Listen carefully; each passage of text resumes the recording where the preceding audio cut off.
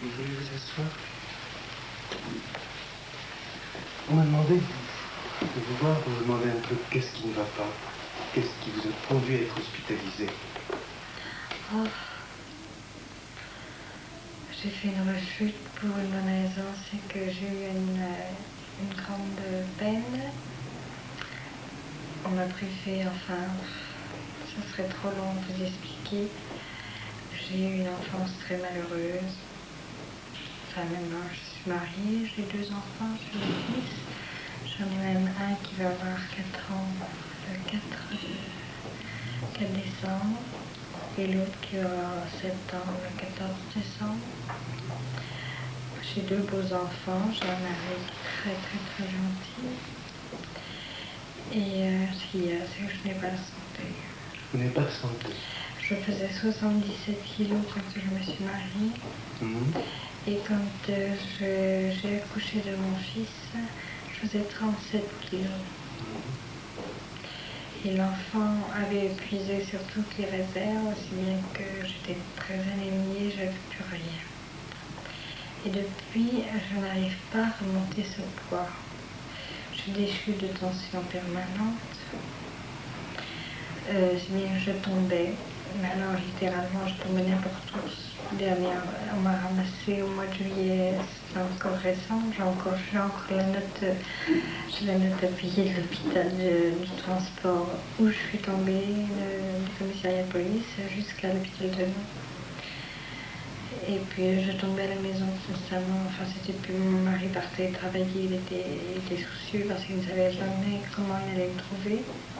Si il me trouverait entière ou la tête, on a été obligé d'une fois, je suis tombée à la face, toute la face, contre terre, j'ai pas pu, pendant un moment je ne voyais pas mes malaises arriver.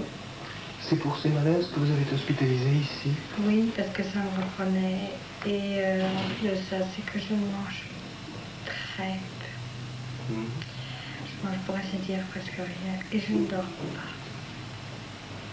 Et ça, à la fin, j'en pouvais plus. Alors les nerfs se sont mis là-dessus.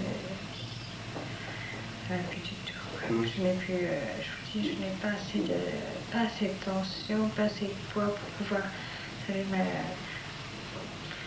j'essaye par tous les moyens d'essayer de grossir et vous mangez pourtant?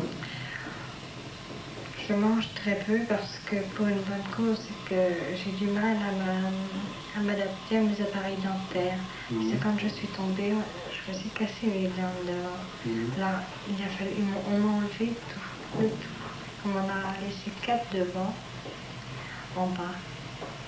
Et le haut, j'en ai plus du tout. C'est des prothèses, c'est à l'hôpital de la stomatologie de la Salpêtrière qui m'ont trouvé tout.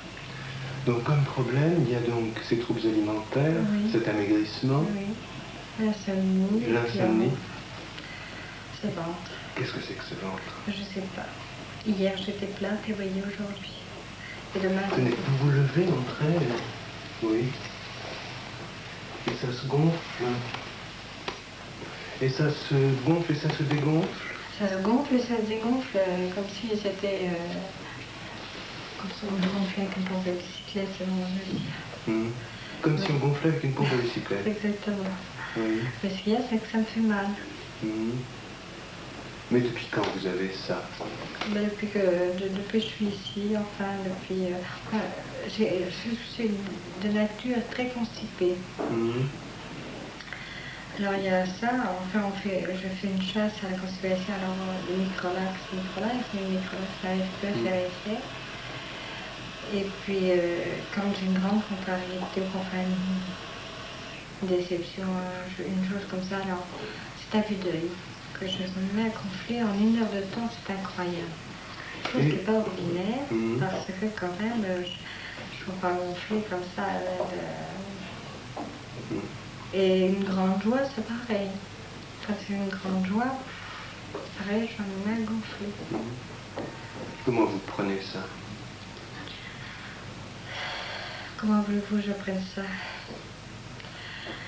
Je trouve ça très ennuyeux, parce que point de vue vestimentaire, c'est difficile à s'habiller. Et puis, c'est gênant. D'abord, c'était un peu gênant, puis ça me fait mal. Au point de vue vestimentaire, comment vous vous en sortez? Ah ben, je suis obligée de mettre, je sais cette jupe qui faisait très bien, que je ne mettais plus, que j'ai ramené de permission, parce que je ne peux plus rien mettre. De taille, je ne peux plus, ça me gonfle de partout. Parce que des fois, ça va jusque là. Je me mets à gonfler par derrière aussi. Alors, je ne peux plus m'habiller, alors je mets la robe de grossesse. Et dans le métro, ça m'est arrivé, on m'a dit, mais je vous en prie, asseyez-vous. Alors, le rouge, je devais être rouge de confusion, mais je n'ai rien dit, je me suis assise, et j'ai envie de dire, bon, je pense. Et tout le monde, avant tout le monde, non, mais c'est pour quand? Je pense ça, j'en ai deux, ça me suffit amplement. Et tout est comme ça. Mais ça survient très soudainement. Oui, très souvent. Très souvent. Il y a des journées où je ne vais pas bouger, où je vais être plate, ça va être pas bien. Puis le lendemain, alors vous me voyez, le lendemain, vous me voyez, mais c'est pas possible. Parce que moi, je suis allée voir mon prothésiste la semaine dernière. Votre prothésiste? À la Salpêtrière. J'ai dû refaire faire ma prothèse parce que j'avais même maigri les mâchoires. Chose que je ne savais pas. Alors, il a fallu refaire un basage. Et c'est le professeur Benoît qui m'avait opéré. La première fois qu'il m'a vu, il m'a vue aussi grosse que ça. J'étais même un peu plus grosse. Et il m'avait pris tout de suite pour ne pas me faire attendre. Puis la semaine d'après, j'étais plate. Comme il prend le vendredi à partir de 5 heures. Alors il me fait, alors vous l'avez vu ce bébé? Je dis, ce bébé, quel bébé? Puis je dis, je suis pas enceinte. Oh, oui. Il dit, vous êtes pas enceinte? Il dit, la semaine dernière, vous étiez bien enceinte. Puis je dis, je n'étais pas enceinte du tout. Vous m'auriez posé la question, je vous aurais dit pareil. Il était étonné, enfin il dit, je comprends pas. Alors il dit, ça c'est vraiment extravagant, c'est une chose que j'arrive pas à comprendre. Et vous avez une explication à ça? Je ne sais pas de quoi ça vient. Enfin, je pense que ça vient des nerfs, peut-être. Là, c'est très désagréable, parce que c'est quand même, malgré tout, ça fait... Vous savez, ça vous arrive à vous tirer tous les... La peau du ventre, alors déjà, je suis maigre. Ça me fait grossir, mais si ça me faisait grossir de partout, ça serait très bien. Mais... Vous sentez de temps en temps des mouvements dans le ventre? Non. Non. Non, absolument pas. Je n'ai pas de gaz, déjà, premièrement. Alors, je pensais à ça aussi. Alors, c'est pour ça que je mets soit des suppositoires avec des sérines ou des microlax pour avoir des gaz, vous savez, pour essayer d'évacuer, pour... Je trouve qu'il n'y a pas de résultat puisque je ressors des toilettes et des fois je m'endors même avec le microlax. Alors c'est pour vous dire que ça me fait plus aucun effet. Et ça se constitue très rapidement? Ah oui, de l'instant à l'autre, c'est d'une rapidité, c'est incroyable. C'est incroyable à croire. Parce que mon mari hier, j'ai passé la journée avec mon mari et mes enfants. Et je n'étais pas rose, j'ai pu mettre mon pantalon. J'étais pas rose. Puis arrivé vers le soir, j'avais peine de partir, c'est normal. Et je me suis mis à rosser, je dis, oh là là, qu'est-ce qui t'arrive? Je dis, regarde mon ventre. Et le fait est, je suis arrivée, j'étais gros. Je ne pouvais plus supporter le pantalon, ça me serrait, je suis rentrée comme j'ai pu. Comme j'ai pu avec mon pantalon. La fermeture éclair, elle tenait à peine. Mais j'étais très malheureuse parce que ça me fait mal et ça m'arrive à tout le monde. On a l'impression que ça vous gêne pour marcher, vous marchez effectivement. Ça me fait marcher comme une femme enceinte.